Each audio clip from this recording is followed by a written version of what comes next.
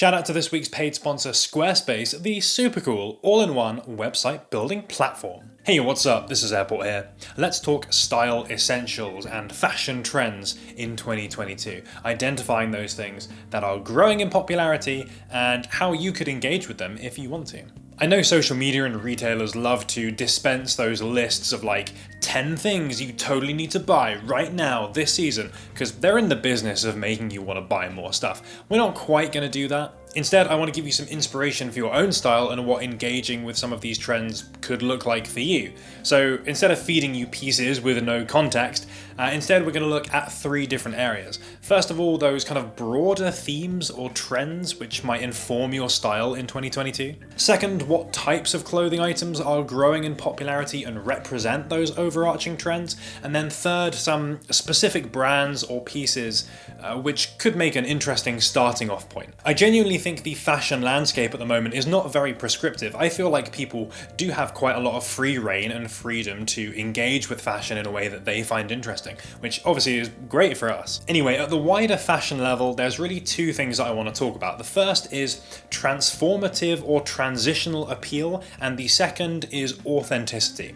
Those 2 concepts sound incredibly vague, so I'll explain what I mean. Firstly, the spring season can be quite temperamental climate-wise, and I think a lot of clothing makes direct reference to that. I'm not just talking like, oh, it's spring season, sometimes it can be cooler, so layer up with a hoodie, but more specific individual pieces which make a direct reference to the fact that they can be worn in multiple temperature ranges or climate conditions. They communicate their suitability for multi-situational wear. I'm talking like ultralight jackets which are packable or can transform in some way, or like cargos that zip off, so you've got some different options there, or even those kinds of shoes which are not just specialized for one particular type of terrain or use, but instead have this kind of general purpose, you can take them anywhere kind of vibe. Even hats and sunglasses are accessories which really come into their own in the middle of summer, but are so easy to remove and pack away that they kind of fit into this transitional idea as well. This wider concept actually has so many different implementations, and I think in a very general sense, quite a lot of new clothing references the idea that clothing is about empowering or freeing the wearer to do whatever they want rather than dictating what it is that they should be doing, and all-round versatility rather than ridiculous specialization. As we go through the video, I'll give some more specific examples of the kind of things that fit in here, but in short, we're talking clothing which is more suitable for changing seasons by design. Our second macro level trend, I think, is even more important to the extent that it really transcends being a trend at all and into something that probably everyone, myself included, could certainly take a bit more consideration of when it comes to fashion and clothing generally. And that's around the concept of authenticity. Fashion trends, when driven by platforms like Instagram, are all about putting out that very specific, very curated image. Look at hypebeast culture, for example, which, although has been and gone, I think is very kind of pertinent here, where it's all about communicating what I have a very good knowledge of the brands that are interesting and are cool in this subculture at the moment, and the money to afford them. What about techwear as well? I'm a hyper-prepared, urban-dwelling citizen of the future. I've got stat resistances to everything, and I can sell you one of 18 different potions. More recently, gorpcore stuff as well. I'm the ultimate outdoorsman. I can make a fire. I can rebuild civilization with my high-end camping equipment. None of these, from a fashion perspective, really always represent the wearer's reality. How many people, for example, have purchased Arc'teryx jackets designed for all-terrain heavy mountain use only to wear them down to the shops? What I think is gaining traction is a conscious rejection of those kinds of ideas, people being more willing to be upfront and dressing for the lifestyle that they have rather than a perceived lifestyle that they think is going to be cool. I think part of this is due to overall fatigue with that very curated Instagram culture and the rise of platforms like TikTok as well, which really reward people being authentic, not necessarily having that very curated, very perfect view, but representing the reality of their own lives. This means less Gore-Tex Pro jackets and more comfy, lightweight nylon or soft shell ones, things which are as much about the fashion and about those little day-to-day performance elements than they are going absolutely all out and giving you that maximum level of performance that you probably don't need. More comfy clothing which suits sitting around at home as much as it does going out for a coffee. Or even brands which represent particular ideals or ideologies, like sustainability for example, and the coolness of that brand being derived from that ideology rather than just how exclusive or how expensive something is. You might already have some ideas of clothing which fits these kinds of ideals, or seen some new releases or people wearing particular items or outfits which reference these ideas, consciously or not. But let's check out some specific things which in my eyes are seeing more wear, greater popularity, and fit in with these wider trends in the fashion landscape.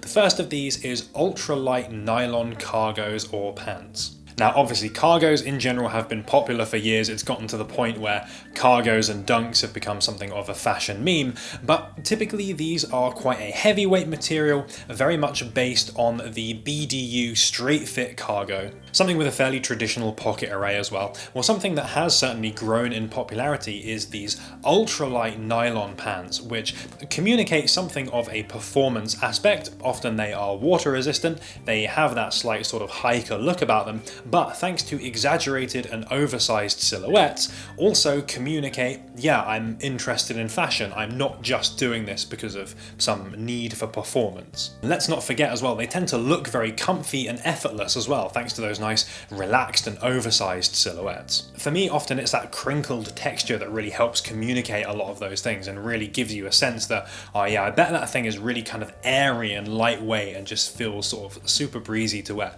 But also the cut here is crucial. There are a whole host of brands which I think adopt this role. A classic one is Goopy Made. It's a brand that we've talked about several times on the channel now, and they really go all in on those exaggerated and oversized silhouettes, but still make lots of use of nylon and other kinds of vaguely technical and performance focused fabrics, as well as other technical features, and often you will see them make use of cargo pants and different kinds of non-standard pocket arrays. Goldwyn are a good example of kind of lifestyle hiker aesthetics, and they have some appropriate options there. And in fact, they have an upcoming sub-label, I suppose, Goldwyn Zero, which it looks like there's going to be some quite interesting pieces coming from that.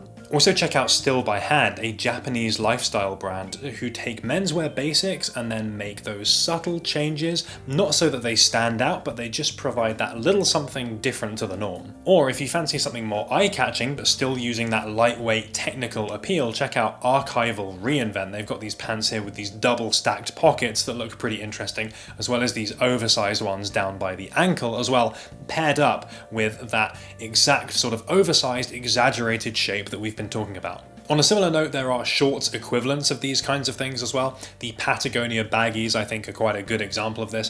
They're something that are equally suitable on the trails for general purpose wear, and you can even use them as swim shorts. Patagonia are very much a brand that wears that sort of sustainability credentials on its sleeve. It's a big part of the brand. In the case of these baggies, they are 100% recycled nylon, so part of them are made from discarded fishing nets, for example. There's that sense that you are making a bit of a positive contribution buying something like this over perhaps a cheaper alternative. A brand like Goldwyn as well has some short equivalents of those longer pants.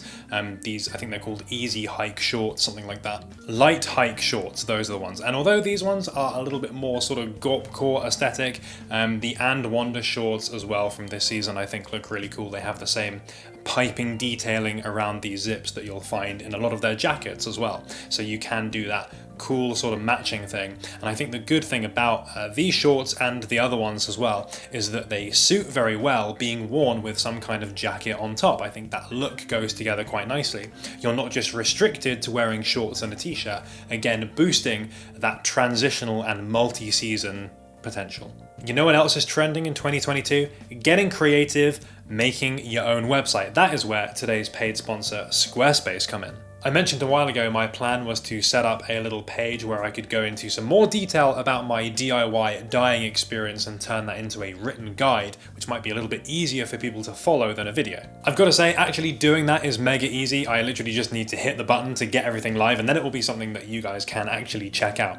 But thanks to their comprehensive suite of blogging tools, creating these kinds of articles and regularly updating them, posting new content is super simple to do. They even suggest templates based based on the type of website you're creating, so you can minimize all the messing around and actually focus on the creative stuff that you want to do. Social integration as well is super important for someone like me, when often with any kind of content that I would put out, I would want to integrate YouTube videos, Instagram photos as kind of references in some way, and that's something that they make super easy to do. I also like the idea that all those Squarespace templates are mobile optimized as well. Nowadays, of course, people use mobile as much as they use tablet or desktop, so you want something that works everywhere. So I'm definitely looking forward to putting that out there to the wider world, and you guys can go to squarespace.com/thisisantwon if you want to get setting up your own website, save yourself 10% on a new site or domain. And if you don't want to commit just yet, you can still use squarespace.com/thisisantwon and give yourself a free trial so you can set up a website for your own. Give it a go, let me know what you think. Thanks so much again to Squarespace for being the paid sponsors of this video.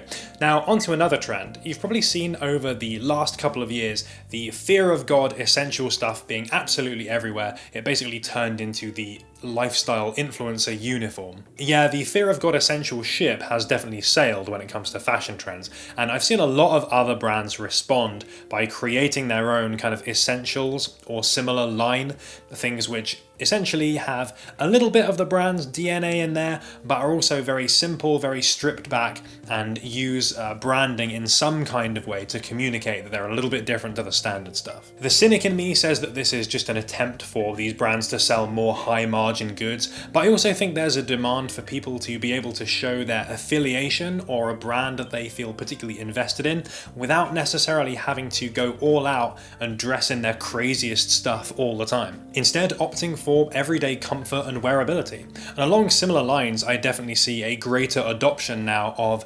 unbranded clothing which is designed with high weight and high quality in mind. It's a conscious rejection of a need to wear a specific brand, but instead feeling like you're getting a lot of clothing for your money. I've seen Cole Buxton as a brand recommended quite a few times on this basis. A lot of their clothing is fairly low branded, but tends to be quite weighty, feel quite nice, and they tend to use crop silhouettes as well, so it makes things have that slight visual difference to a standard hoodie or crew neck. So there's that immediate visual distinction with a fast fashion hoodie. Take the Yeezy Gap stuff as well, for example. I think that's a very good example of the fact that there is this demand for people being able to get these things that have that real quality tactile appeal rather than branding. And yeah, I know, I'm sure a lot of the popularity and a lot of the interest was driven by the fact that it's a Yeezy collaboration. For another, I've heard quite a few people speak highly on House of Blanks as a brand that they will happily just buy multiple pieces from in different colors and then just rotate because they feel nice to wear, they're comfy, they're effortless, you can pretty much stick this stuff on whenever you want. And to be honest, even stuff like Uniqlo UTs fall into this category because,